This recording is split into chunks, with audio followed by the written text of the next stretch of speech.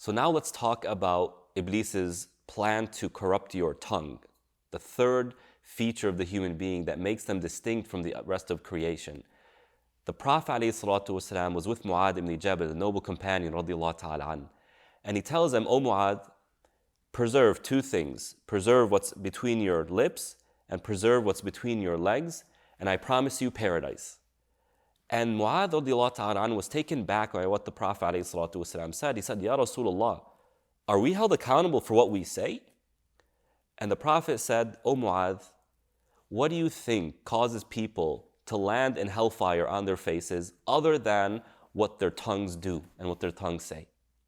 In other words, a huge portion of humanity will end up in hellfire because of their tongues.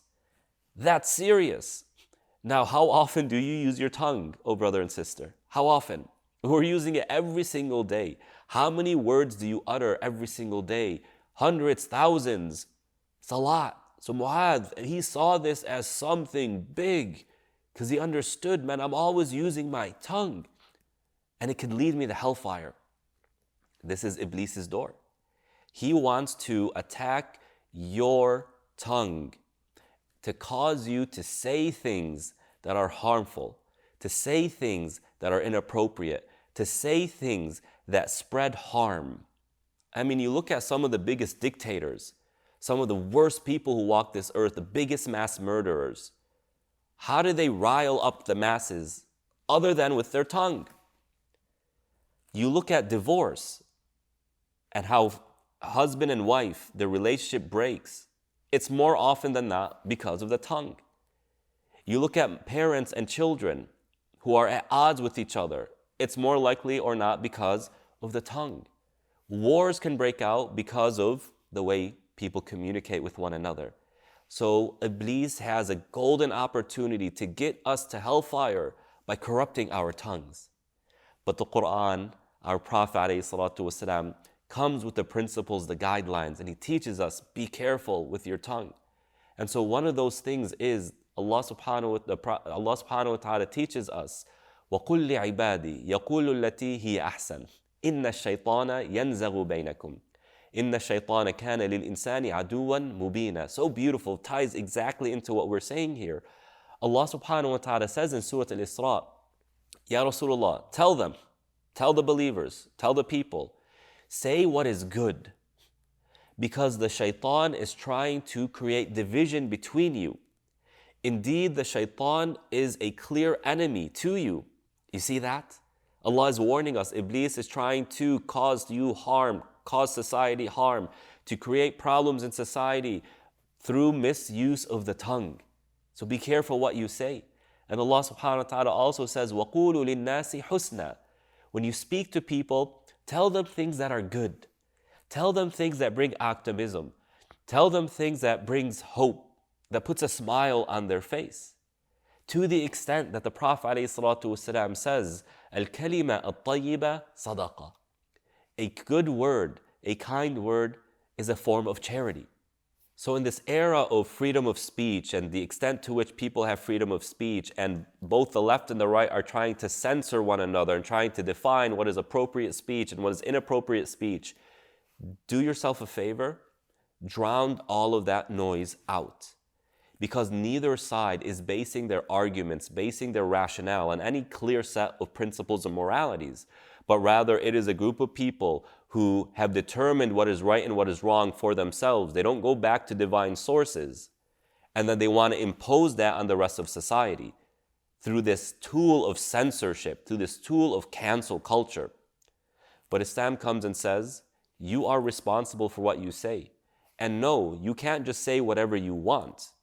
Now, if you say whatever you want, you have the freedom to choose to say those things, but in the Islamic paradigm, you are accountable for those things, and those things can result in hellfire, but good words can result in paradise. So Allah subhanahu wa ta'ala teaches us, وَلَا تَسُبُّوا الَّذِينَ يَدْعُونَ مِن دُونِ اللَّهِ فَيَسُبُّوا اللَّهَ عَدْوًا بِغَيْرِ عِلْمٍ. Allah subhanahu wa ta'ala says, do not curse, do not make fun of the idols that Quraysh is worshipping. Do not make fun of the idols Quraysh is worshipping. Meaning, don't go and start saying Allat is a joke and start making fun of Lat and using profane words and vulgar words to humiliate this idea of Allat, one of the idols that Quraysh used to worship. Why? Because Allat is a good person? Because Allat, has his authentic self? Because Allat is offended and feels threatened because of what's being said? No. But because if Muslims do that, how are the mushrikeen, how is Quraysh going to respond? They're going to start using profane words and mocking what we hold sacred and what actually is sacred.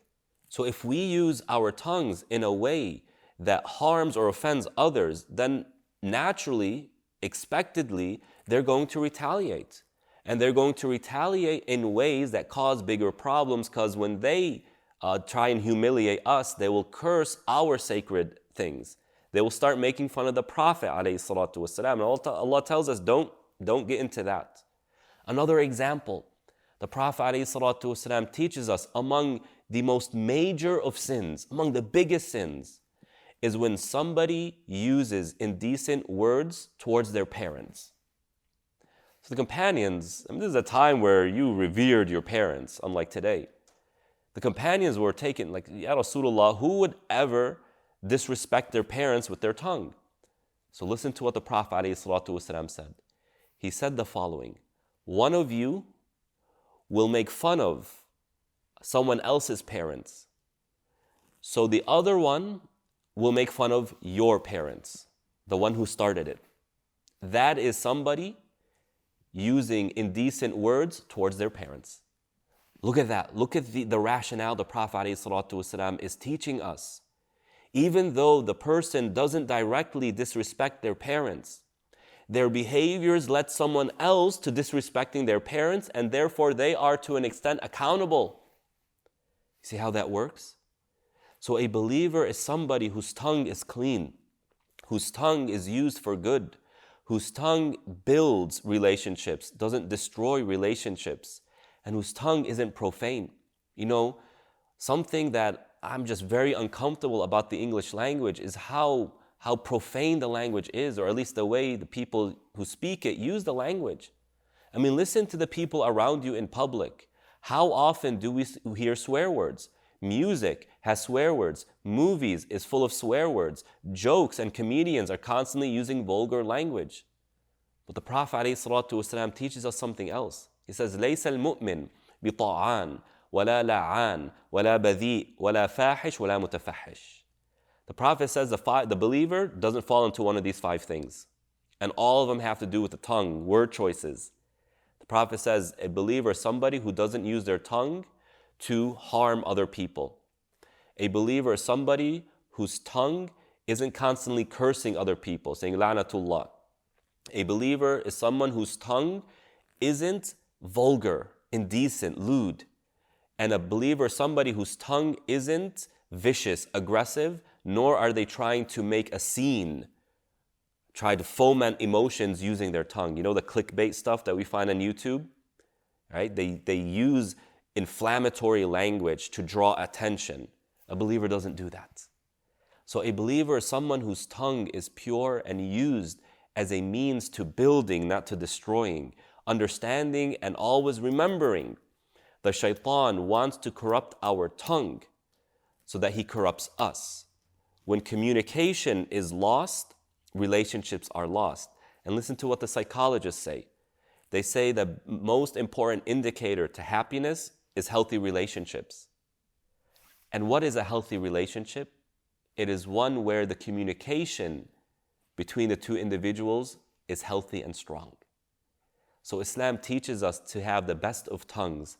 And Rasulullah ﷺ was never caught using vulgar or aggressive words. Please stop listening to all this profane music that's full of swear words, that's full of indecent content. That is part of the way Iblis seeks to use our tongues to corrupt others. Music is one of them. And one of the companions, radiallahu ta'ala anhu, I believe it's Ibn Mas'ud, he said, music plants hypocrisy in the heart And hypocrisy grows out of the heart because of music, the way a seed grows out of the dirt. So use your tongue for that which is good. Let it be something that leads you to paradise. And always remember, the Prophet ﷺ taught us that somebody might say a word and not think twice about what they said, but that word will cause them to descend in hellfire. And someone else will say a word, not thinking twice about what they said, but it was so good that Allah elevates them in the afterlife. Assalamu alaikum. Jazakumullah khair for watching. Please share this khair and let other people benefit from the lessons, and support this masjid by becoming one of its sustainers.